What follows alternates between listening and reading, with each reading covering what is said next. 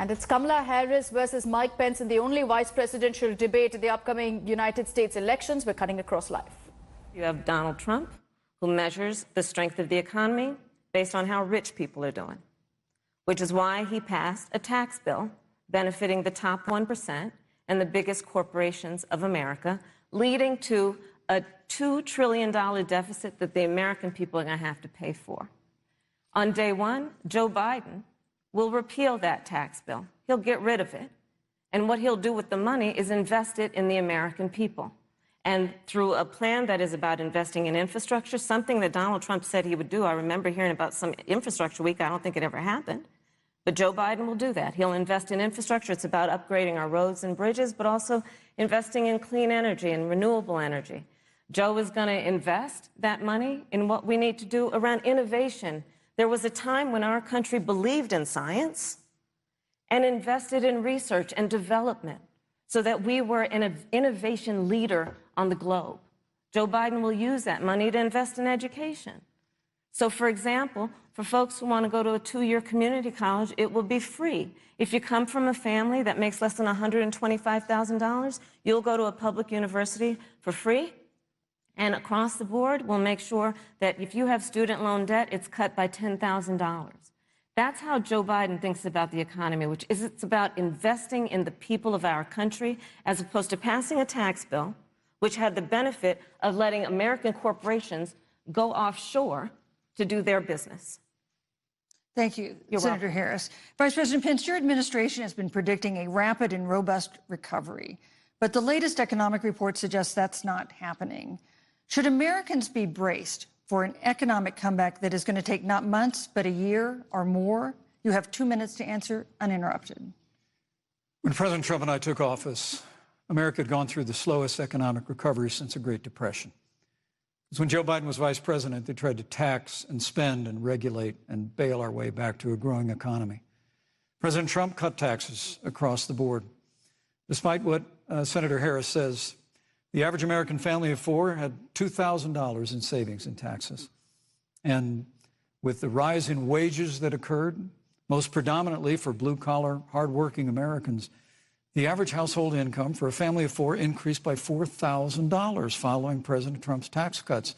But America, you just heard Senator Harris tell you, on day one, Joe Biden's going to raise your taxes. It's really remarkable to think, Susan. I mean, right after a time where we're going through a pandemic that lost 22 million jobs at the height. We've already added back 11.6 million jobs because we had a president who cut taxes, rolled back regulation, unleashed American energy, fought for free and fair trade, and secured $4 trillion from the Congress of the United States to give direct payments to families, save 50 million jobs through the Paycheck Protection Program. We literally have spared no expense to help the American people and the American worker through this. Joe Biden and Kamala Harris want to raise taxes. They want to bury our economy under a $2 trillion Green New Deal, which you were one of the original co-sponsors of in the United States Senate. They want to abolish fossil fuels and ban fracking, which would cost hundreds of thousands of American jobs all across the heartland. And Joe Biden wants to go back to the economic surrender to China, that when we took office, half of our international trade deficit was with China alone. And Joe Biden wants to repeal all of the tariffs that President Trump put into effect to fight for American jobs and American workers. Joe Biden says democracy's on the ballot. Make no mistake about it, Susan. The American economy, the American comeback is on the ballot with 4 more years of growth and opportunity, 4 more years of President Donald Trump. 2021 is going to be the biggest economic year in the history of this country. Thank you, Vice President Pence. Senator Harris. Well, I mean, I thought we saw enough of it in last week's debate, but I think this is supposed to be a debate based on fact and truth. And the truth and the fact is Joe Biden has been very clear. He will not raise taxes on anybody who makes less than $400,000 a year. He said he's going to repeal the Trump tax cuts. Mr. Vice President, I'm speaking. Well, I'm speaking. It'd be important if you said the truth. Joe Biden said twice in the debate last week that he's going to repeal the Trump tax cuts.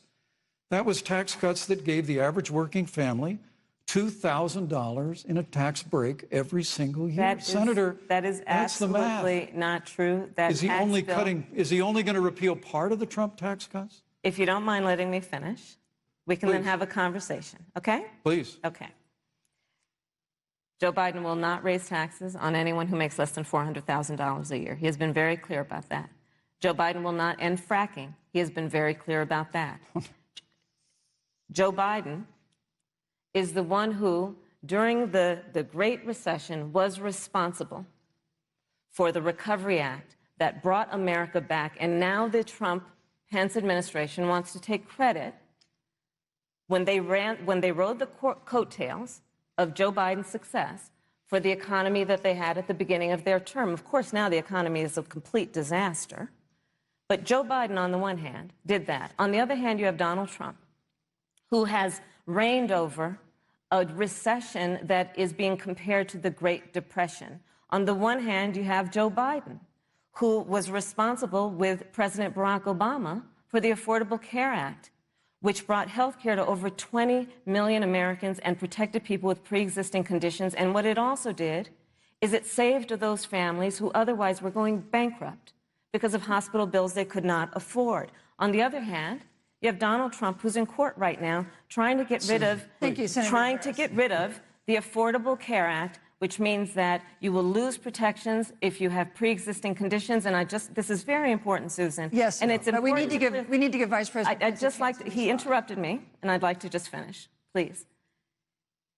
If you have a pre-existing condition, heart disease, diabetes, breast cancer, they're coming for you. If you love someone who has a pre-existing condition, they're coming for you. If you are under the age of 26 on your parents' coverage, they're coming for you. Senator Harris, thank you. You're welcome. Let me give you a chance to respond. Well, I hope we have a chance to talk about health care, because Obamacare was a disaster. The American people remember it well.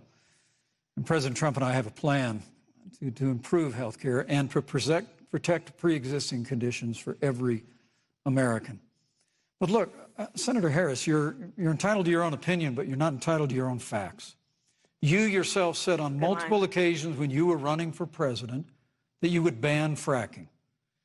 Joe Biden looked at a supporter in the eye and pointed and said, I guarantee that we will abolish fossil fuels. They have a $2 trillion version of the Green New Deal, Susan, that your newspaper, USA Today, said really wasn't that very different from the original Green New Deal. More taxes, more regulation, banning fracking, abolishing fossil fuel, crushing American energy, and economic surrender to China is a prescription for economic decline. President Trump and I will keep America growing. The V-shaped recovery that's underway right now will continue with 4 more years of President Donald Trump. Thank you very, very much, Vice President Pence. Once again, you've provided the perfect segue to a new topic, which is climate change. And Vice President Pence, I'd like to pose the first question to you. This year, we've seen record-setting hurricanes in the South. Another one, Hurricane Delta, is now threatening the Gulf. And we have seen record-setting wildfires in the West.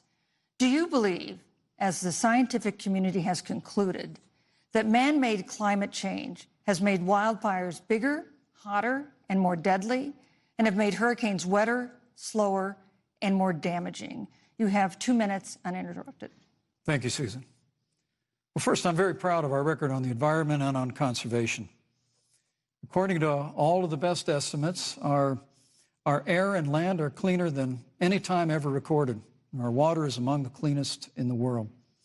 And just a little while ago, the President signed the Outdoors Act. It's the largest investment in our public lands and public parks in 100 years.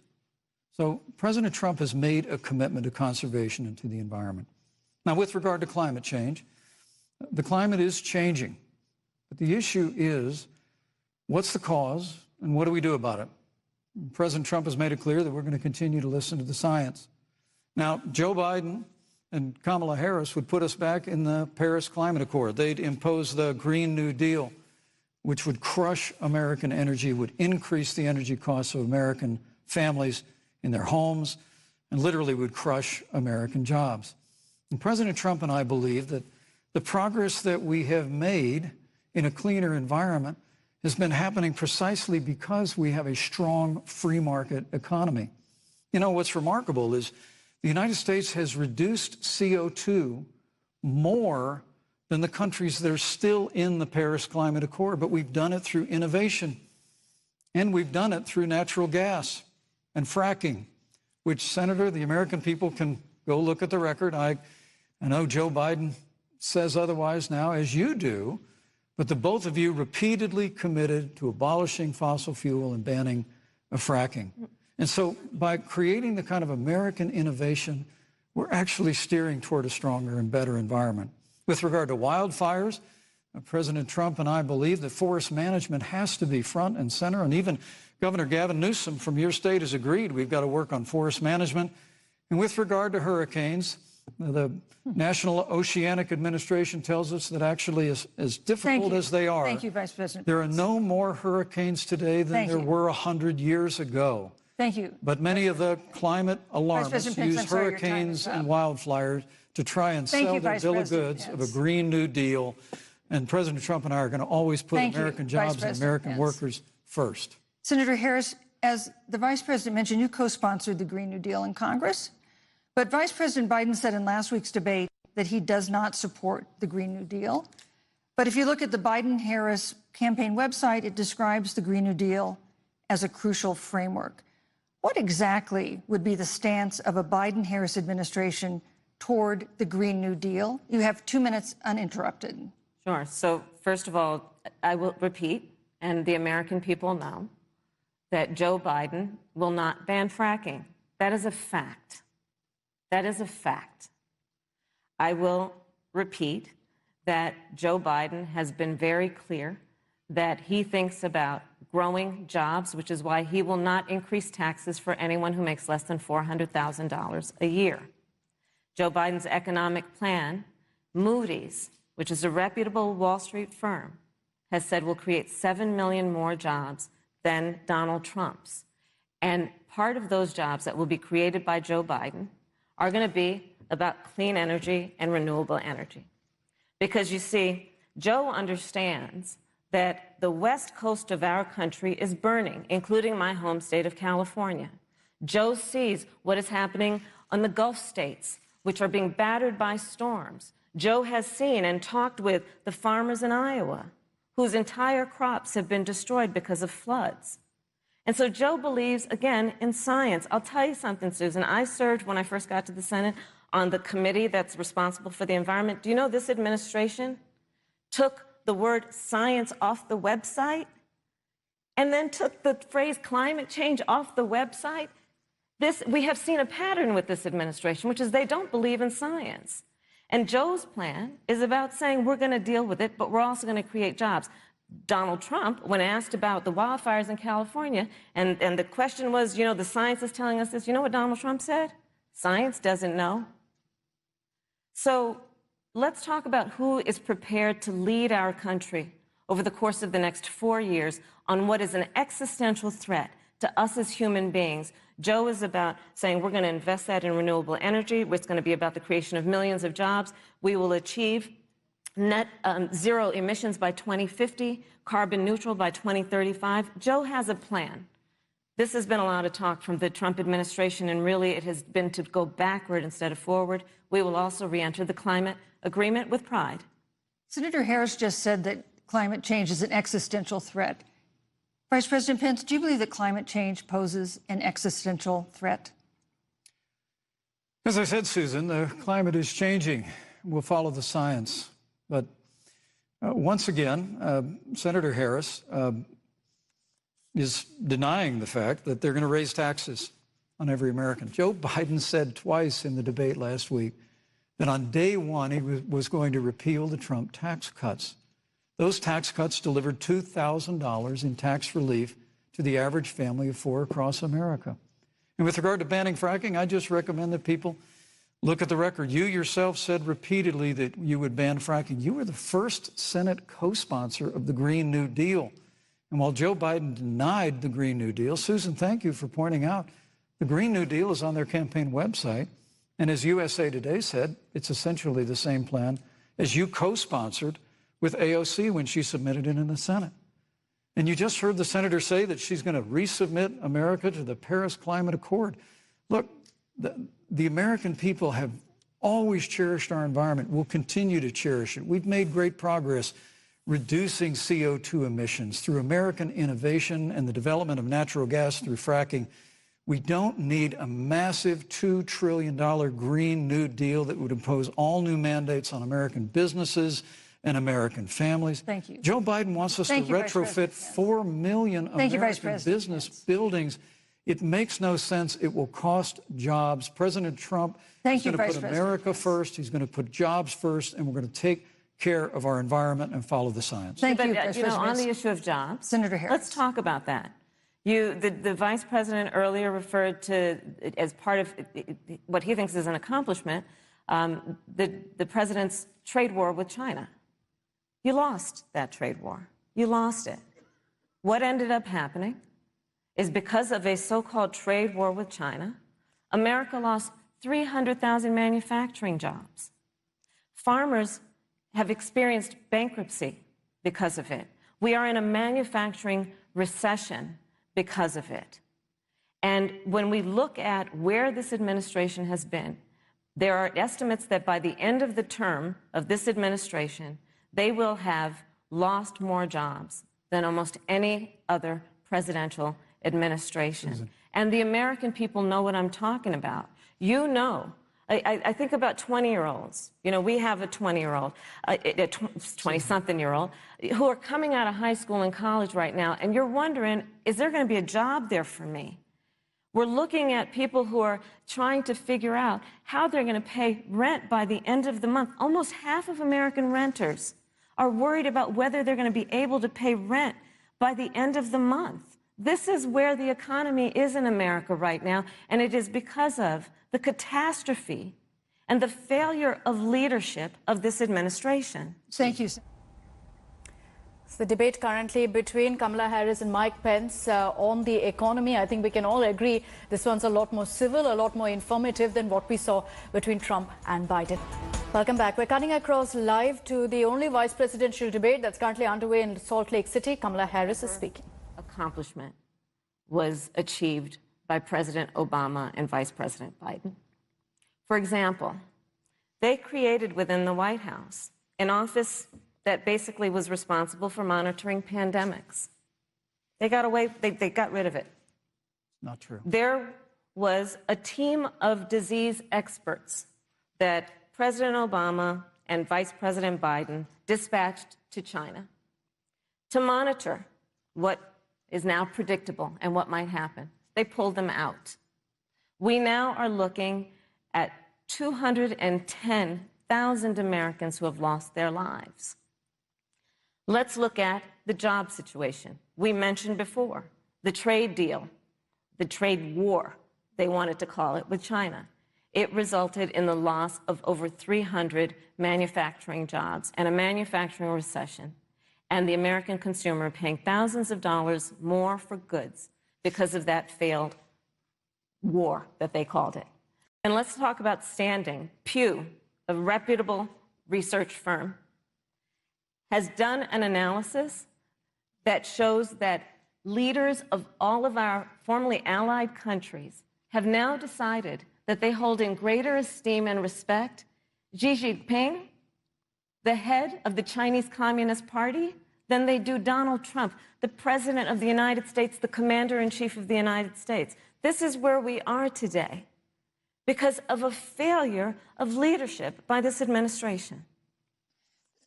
Senator Harris, we've seen changes in the role of the United States in terms of global leadership over the past 4 years. And of course, times do change. What's your definition? We've seen strains with China, of course, as the vice president mentioned. We've seen strains with our traditional allies in NATO and elsewhere.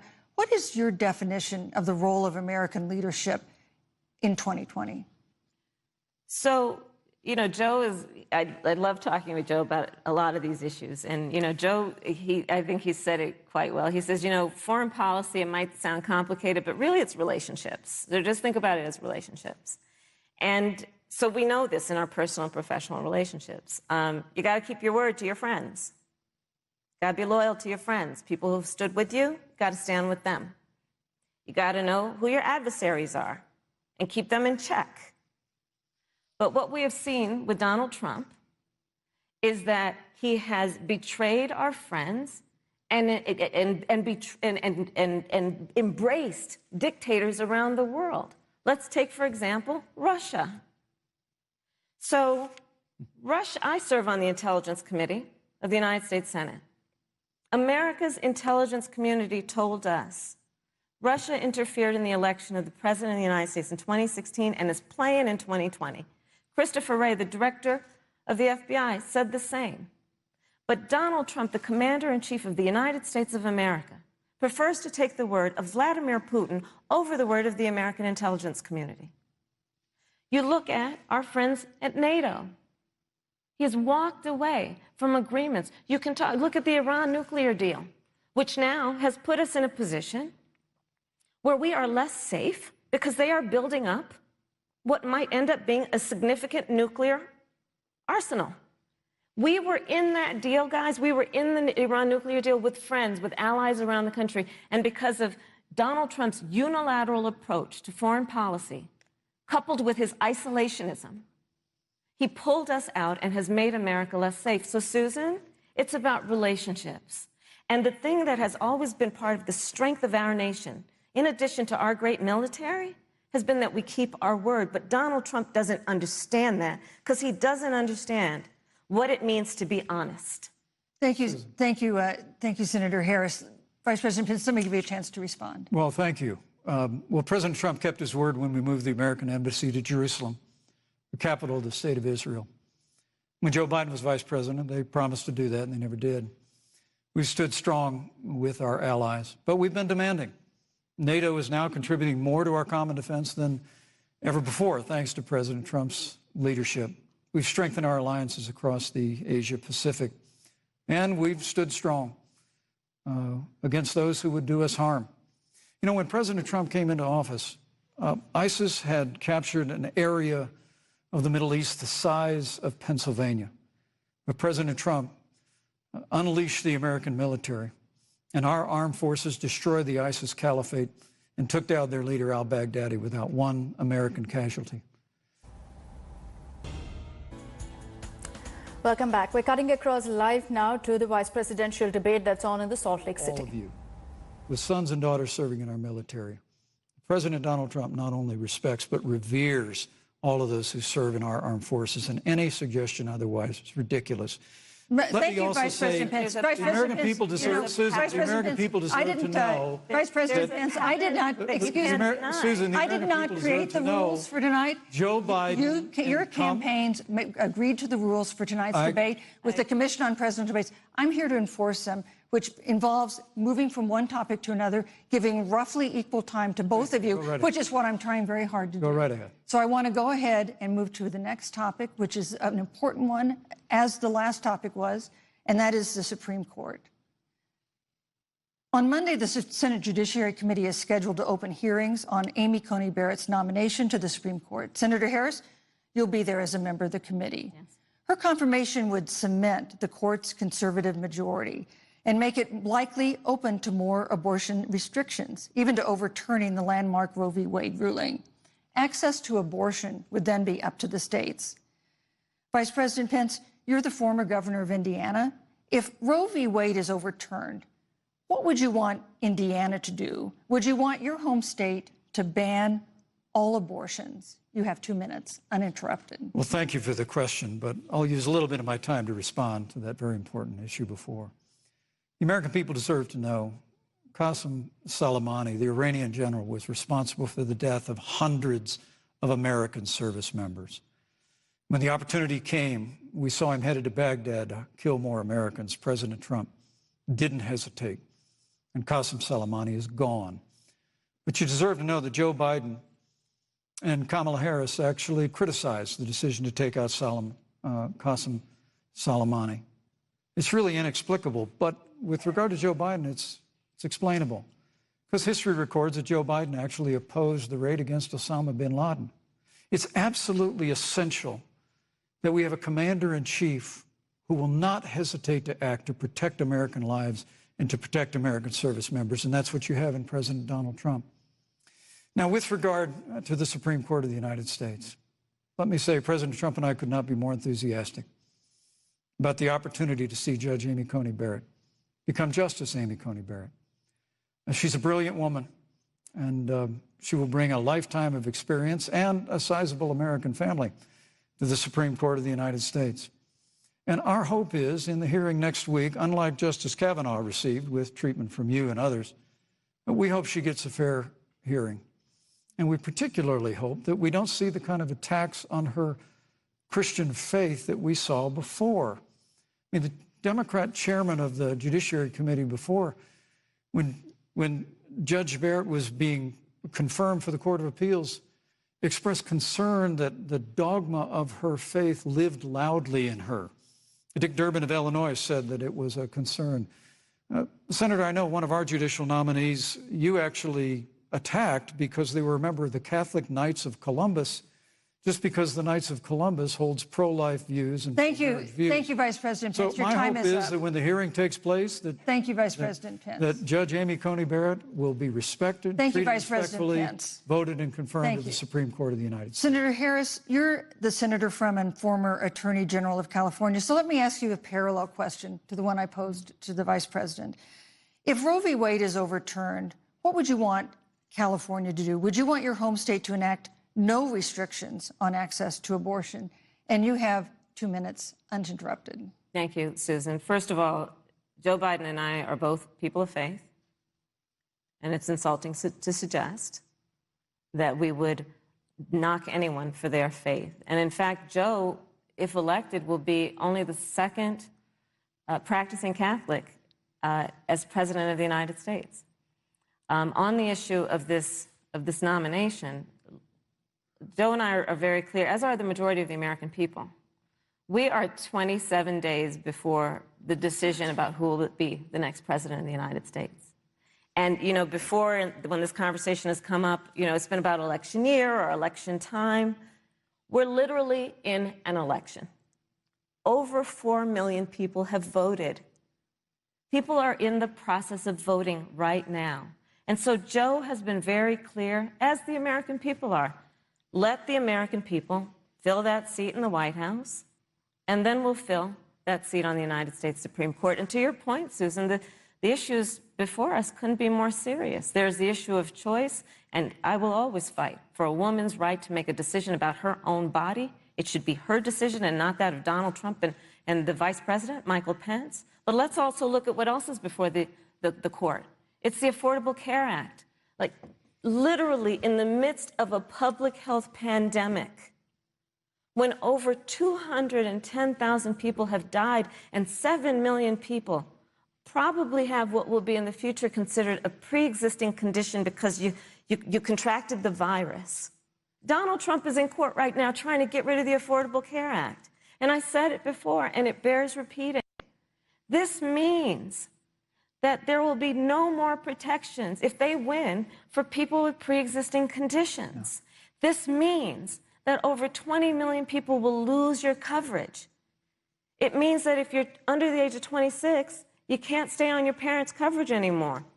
And here's the thing. The contrast couldn't be more clear. They're trying to get rid of the Affordable Care Act. Joe Biden is saying, let's expand coverage. Let's give you a choice of a public option or private coverage. Let's bring down premiums. Thank you, Senator Let's Harris. Lower Medicare eligibility to 60. Thank you, Senator That's true Harris. leadership. You know, you mentioned earlier, Vice President Pence, that the president was committed to maintaining protections for people with pre-existing conditions. But you do have this court case that you are supporting, your administration supporting, that would strike down the Affordable Care Act.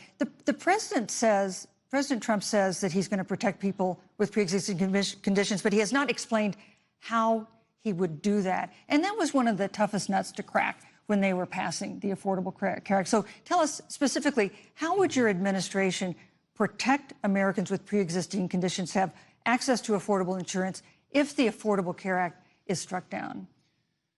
Well, thank you, Susan. But let me just say, addressing your very first question, I couldn't be more proud to serve as vice president to a president who stands without apology for the sanctity of human life.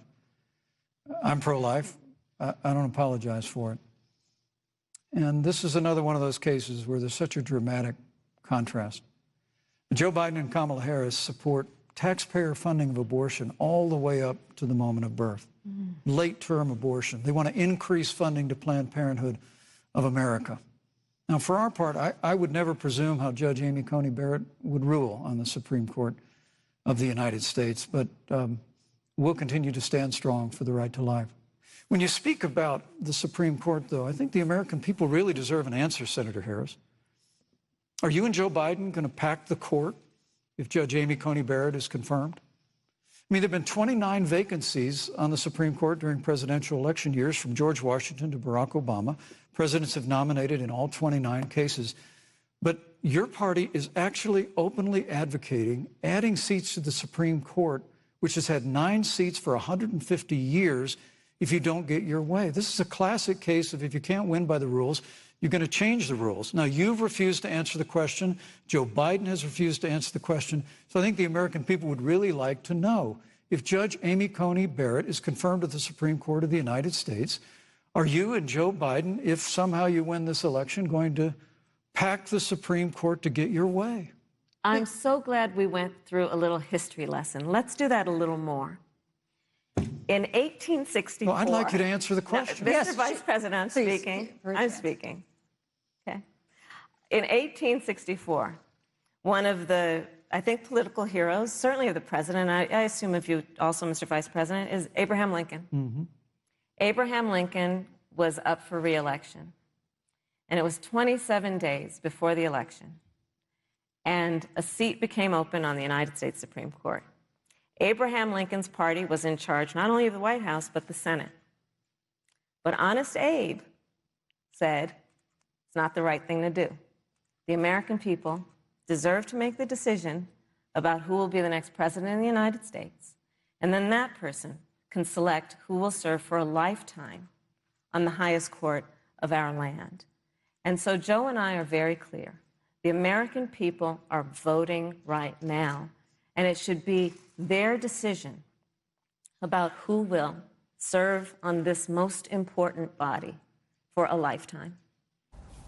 Welcome back. You're watching India Today. We're cutting across live to the vice presidential debate ahead of the elections in the United States. Of marijuana. This is a time for leadership on a tragic, tragic issue Senator Harris, of unarmed black people in America. Thank you, Senator Harris. Vice President Pence, let me pose the same question to you. In the case of Breonna Taylor, was justice done? You have 2 minutes uninterrupted. Well, our heart breaks for the loss of any innocent American life. And the family of Breonna Taylor has our sympathies. But I trust our justice system, a grand jury that refused the evidence. And it really is remarkable that as a former prosecutor, you would assume that an impaneled grand jury looking at all the evidence got it wrong. But you're entitled to your opinion, Senator. I think, look, and with regard to George Floyd, there's no excuse for what happened to George Floyd. And justice will be served. But there's also no excuse for the rioting and looting that followed. I mean, it really is astonishing. Flora Westbrook is with us here tonight in Salt Lake City. Just a few weeks ago, I stood at what used to be her salon. Was burned to the ground by rioters and looters. And Flora is still trying to put her life back together. And I must tell you, this presumption that you hear consistently from Joe Biden and Kamala Harris, that America is systemically racist, and that, as Joe Biden said, that he believes that law enforcement has an implicit bias against minorities, is a great insult to the men and women who serve in law enforcement. And I want everyone to know, who puts on the uniform of law enforcement every day, that President Trump and I stand with you. And it is remarkable that when Senator Tim Scott tried to pass a police reform bill, brought together a group of Republicans and Democrats, Senator Harris, you got up and walked out of the room. And then you filibustered Senator Tim Scott's bill on the Senate floor that would have provided new accountability, new resources. Look, we don't have to choose between supporting law enforcement, improving public safety, and supporting our African-American neighbors and all of our minorities. Under President Trump's leadership, Thank you, we'll Vice President always Pence. stand with law enforcement, and we'll do what we've done Vice from day President Pence, one, and thank that is you. Your time improve is the up. lives of African Americans. Thank you, Vice Record President unemployment, record Vice investments in President Pence, your time education, is and we'll up. fight for school choice for all of our members. Thank you, Vice I'd President. like to respond. Senator Harris. I will not sit here and be lectured by the Vice President on what it means to enforce the laws of our country. I am the only one on this stage who has personally prosecuted everything from child sexual assault to homicide. I'm the only one on this stage who has prosecuted the big banks for taking advantage of America's homeowners. I'm the only one on this stage who prosecuted for-profit colleges for taking advantage of our veterans. And the reality of this is that we are talking about an election in 27 days, where last week the President of the United States took a debate stage in front of 70 million Americans and refused to condemn white supremacists. Not true. And Not true. it wasn't like he didn't have a chance. He didn't do it, and then he doubled down. And then he said, when pressed, stand back, stand by. And this is a part of a pattern of Donald Trump's. He called Mexicans rapists and criminals. He instituted as his first act a Muslim ban. On the issue of Charlottesville, where people were peacefully protesting the need for racial justice, where a young woman was killed. And on the other side, there were neo-Nazis carrying tiki torches, shouting racial epithets, anti-Semitic slurs. And Donald Trump, when asked about it, said there were fine people on both sides. This is who we have as the President of the United States. And America, you deserve better.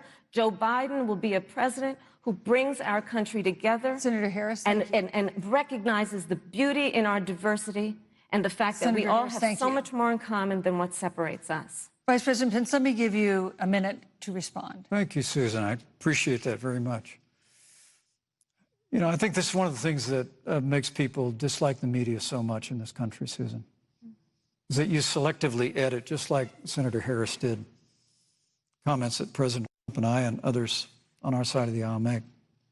I mean, Senator Harris conveniently omitted, after the president made comments about people on either side of the debate over monuments, he condemned the KKK, neo-Nazis, and white supremacists, and has done so repeatedly. You're concerned that he doesn't condemn neo-Nazis. President Trump has Jewish grandchildren. His daughter and son-in-law are Jewish. This is a president who respects and cherishes all of the American people. But you talk about having personally prosecuted. I'm glad you brought up your record, Senator. Thank you. But I really need to make this point. When you were DA in San Francisco, when you left office, African Americans were 19 times more likely to be prosecuted for minor drug offenses than whites and Hispanics. When you were Attorney General of California, you increased the disproportionate incarceration of blacks in California. You did nothing on criminal justice reform in California. You didn't lift a finger to pass the First Step Act on Capitol Hill. I mean, the reality is your record speaks for itself. President Trump and I have fought for criminal justice reform. Thank you, Vice President We've fought for educational choice and opportunities for African Americans, all of our members. Thank you, sir. And we'll do it for 4 more Thank you. years. You know, there is no more important issue than the final issue that we're going to talk about tonight, and that is the issue of the election itself. Susan, he attacked my record. I would like an opportunity to respond. Let me give you 30 seconds because we're running out of time. I appreciate that. First of all, having served as the Attorney General of the state of California, the work that I did is a model of what our nation needs to do, and we will be able to do under a Joe Biden presidency. Our agenda includes what this administration has failed to do. It will be about not only instituting a ban on chokeholds and carotid holes. Thank you. Not only. Thank you, Senator I Harris. would like to go through. These are points that you made earlier in the hour. So the debate almost wrapping up there. One final important issue of the elections coming up also in the vice presidential debate. We're slipping into a short break here on India Today. We'll be right back. Stay with us. Hi everyone, Preeti Chaudhary here. Hope you like this video. For latest news and analysis, Like and subscribe to the India Today YouTube channel. And don't forget to press the bell icon to stay updated. Thank you for watching.